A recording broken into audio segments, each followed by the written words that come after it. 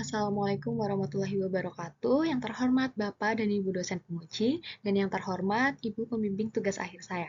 Perkenalkan, nama saya Novita Sari, mahasiswa akuntansi FEB UGM, yang pada kesempatan kali ini akan mempresentasikan hasil tugas akhir saya yang berjudul Analisis Hal Audit Utama dalam Laporan Auditor Independen tahun 2023 pada perusahaan yang terdaftar di Bursa Efek Indonesia di industri produk konsumen dan kesehatan.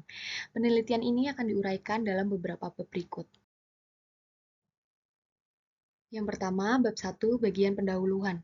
Latar belakang dari penelitian ini berakar pada krisis keuangan tahun 2008 di Amerika Serikat yang mengungkapkan kelemahan signifikan dalam pelaporan keuangan dan praktik audit yang menurunkan kepercayaan publik terhadap laporan keuangan. Peristiwa ini menekankan pentingnya peran auditor sebagai pihak independen dalam memulihkan kepercayaan masyarakat.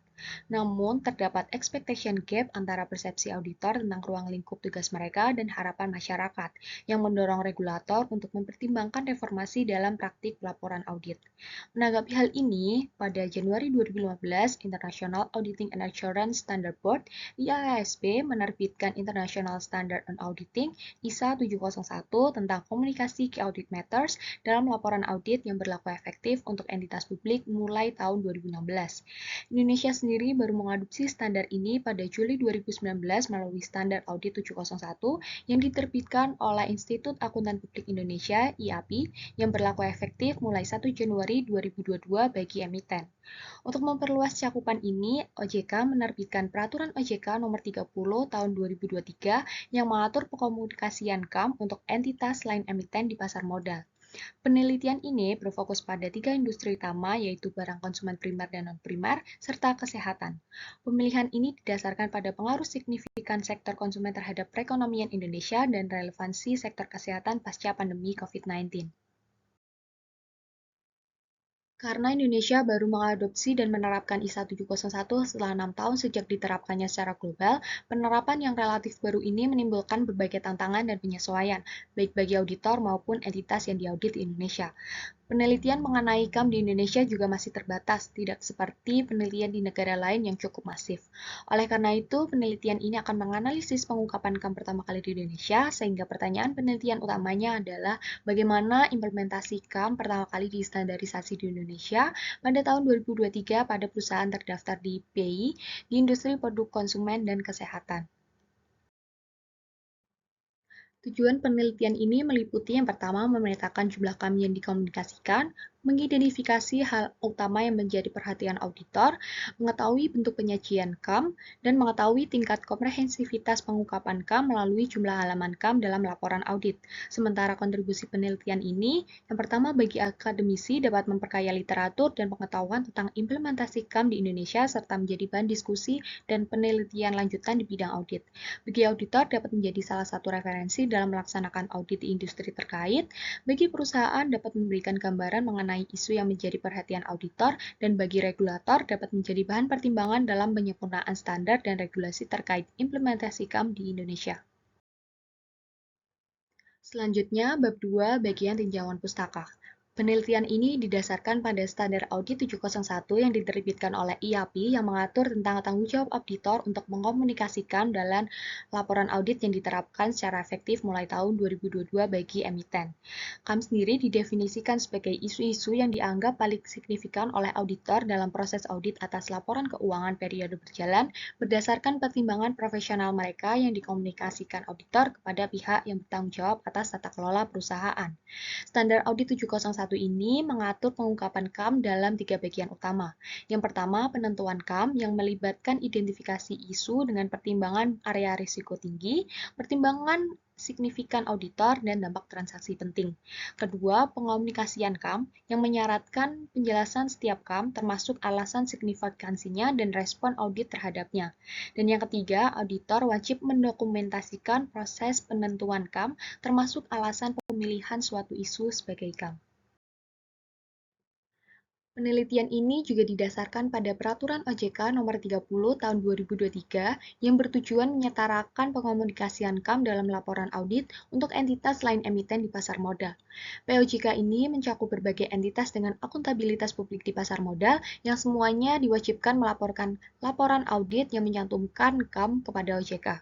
Penerapan KAM ini dilakukan secara bertahap untuk emiten dan entitas investasi yang efeknya diperdagangkan di bursa efek diwajibkan untuk berlaku untuk laporan audit tahun 2023. Kemudian untuk entitas investasi yang efeknya tidak diperdagangkan di bursa, perusahaan publik dan entitas yang beraktivitas di pasar modal wajib menerapkannya mulai laporan audit tahun 2024. Sementara untuk entitas lain yang ditetapkan oleh OJK, berlaku pada laporan audit yang pertama kali diberikan kepada OJK. Dalam SA 701 yang diterbitkan IAPI tidak menentukan jumlah KAM dan isu KAM yang harus dikomunikasikan. Dari penelitian sebelumnya tentang implementasi KAM di berbagai negara menunjukkan variasi dalam jumlah dan isu yang dilaporkan. Di Inggris, rata-rata mengungkapkan 4,2 KAM per perusahaan. Di Malaysia, rata-rata mengungkapkan 2,09 KAM per perusahaan. Isu-isu KAM yang paling sering dilaporkan bervariasi antar negara. Penurunan nilai aset sering menjadi fokus di banyak negara. Pengakuan pendapatan juga menjadi isu yang sering diangkat, seperti di negara Malaysia, Thailand, dan Singapura. Berbagai faktor telah diidentifikasi yang mempengaruhi pengungkapan KAM, seperti kompleksitas perusahaan, jenis kegiatan usaha, perikatan audit, karakteristik auditor dan klien, ukuran perusahaan, segmen bisnis, biaya audit, dan rotasi audit. Sementara untuk metode penelitian ini menggunakan metode konten analisis dan statistik deskriptif. Konten analisis digunakan untuk menganalisis data tekstual dari laporan audit secara sistematis dan mengelompokkannya ke dalam isu yang telah ditetapkan. Statistik deskriptif digunakan untuk merangkum dan menyajikan data dalam bentuk yang lebih sederhana dan mudah dipahami dengan bantuan pivot table Microsoft Excel untuk mengidentifikasi tren, pola, dan karakteristik dari KAM. Penelitian ini menggunakan populasi laporan audit tahun 2022 dan 2023 dari 315 perusahaan yang terdaftar di Bursa Efek Indonesia per 8 Mei 2024 di industri consumer cyclical, consumer non-cyclical, dan healthcare. Dari total populasi, 283 perusahaan telah menerbitkan laporan audit dan menjadi sampel penelitian, sementara 32 perusahaan tidak dimasukkan karena belum menerbitkan laporan. Dalam penelitian ini, pengumpulan data menggunakan data sekunder berupa laporan auditor independen untuk tahun 2022 dan 2023 yang telah tersedia di website BI, yang kemudian diidentifikasi komponennya berupa nama perusahaan, jenis industri, nama audit firm dan audit firm network, nama partner, jumlah hal audit utama, isu hal audit utama, jumlah halaman hal audit utama, dan ukuran perusahaan. Metode analisis dan interpretasi data ini berfokus pada identifikasi dan kategorisasi isu-isu KAM berdasarkan 18 kategori yang tercantum dalam slide yang diadaptasi dari penelitian FRC di Inggris. Selain itu, juga dilakukan perbandingan berdasarkan jenis industri, jenis KAP, rotasi audit, dan ukuran perusahaan. Bagian selanjutnya merupakan hasil dari penelitian ini. Pertama, terkait jumlah KAM yang dikomunikasikan dari 283 sampel perusahaan yang diteliti yang menghasilkan 371 KAM dengan rata-rata 1,31 KAM per perusahaan. Dalam penelitian ini, distribusi KAM yang diungkapkan bervariasi mulai dari 1 hingga 5 KAM per perusahaan. Analisis berdasarkan jenis industri pada sektor kesehatan menunjukkan rata-rata tertinggi yaitu 1,47 per perusahaan yang lebih tinggi dibanding dua sektor lainnya. Secara keseluruhan, 73% perusahaan mengungkapkan 1 KAM dan 21% mengungkapkan 2 KAM. Sementara berdasarkan jenis KAP, KAP Big Four cenderung mengungkapkan KAM lebih banyak dengan rata-rata 1,21 KAM per perusahaan dibanding KAP non Big Four baik berafiliasi internasional maupun lokal. Kedua, terkait isu KAM yang dikomunikasikan. Secara keseluruhan, isu KAM yang paling banyak dikomunikasikan adalah pengakuan pendapatan, kecenderungan piutang, dan penilaian persediaan. Hal ini sejalan dengan penelitian di Singapura, Malaysia, dan Thailand yang mengungkapkan dominasi ketiga isu tersebut dalam implementasi KAM di negara mereka.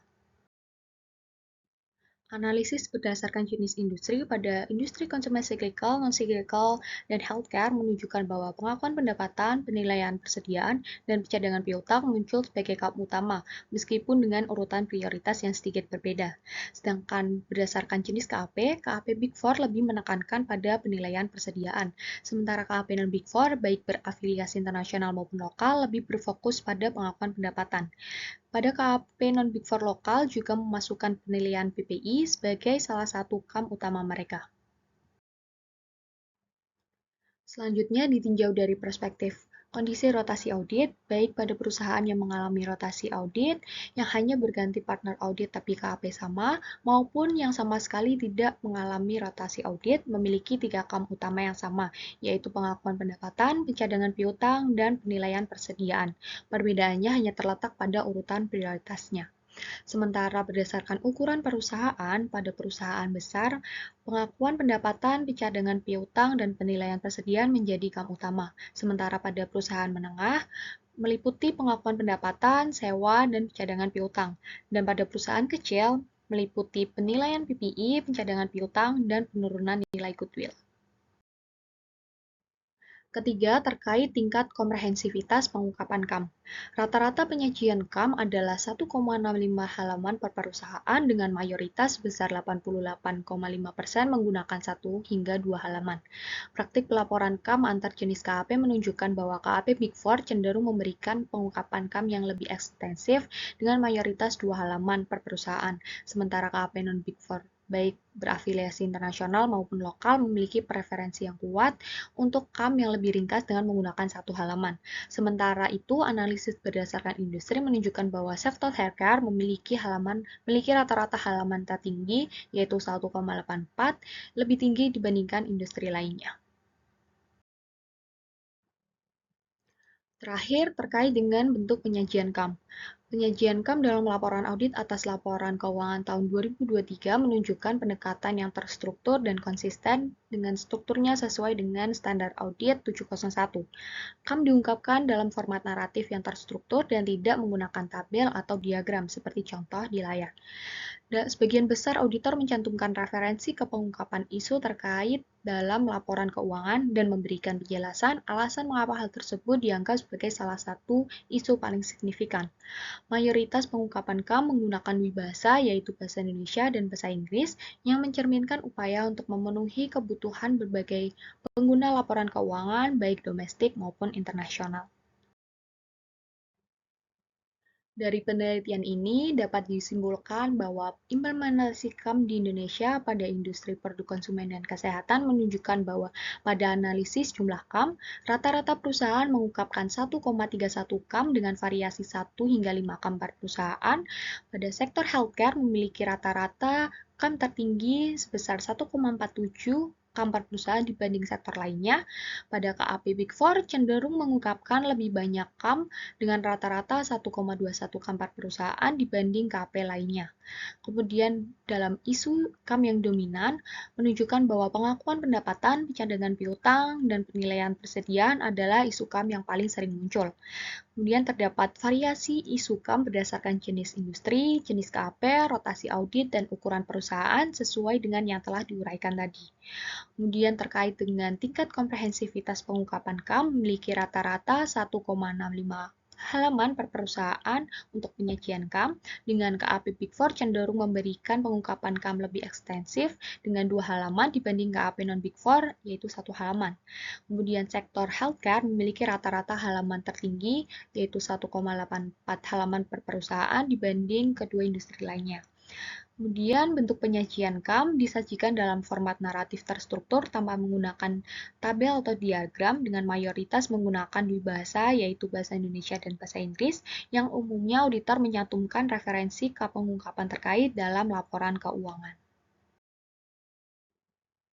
Adapun keterbatasan dari penelitian ini karena sampel yang terbatas yang hanya berfokus pada 3 industri di Bursa Efek Indonesia, yaitu industri barang konsumen siklikal, barang konsumen non-siklikal, dan kesehatan. Oleh karena itu, peneliti memiliki saran untuk yang pertama memperluas cakupan analisis ke seluruh industri di Bursa Efek Indonesia, melakukan studi longitudinal untuk menganalisis tren pelaporan KAM selama beberapa tahun, mengintegrasikan analisis kualitatif yang lebih mendalam seperti wawancara dengan auditor dan manajemen perusahaan, serta meneliti hubungan antara karakteristik KAM dengan indikator kinerja keuangan perusahaan. Demikian presentasi tugas akhir saya. Mohon maaf bila ada kesalahan. Terima kasih atas perhatiannya. Wassalamualaikum warahmatullahi wabarakatuh.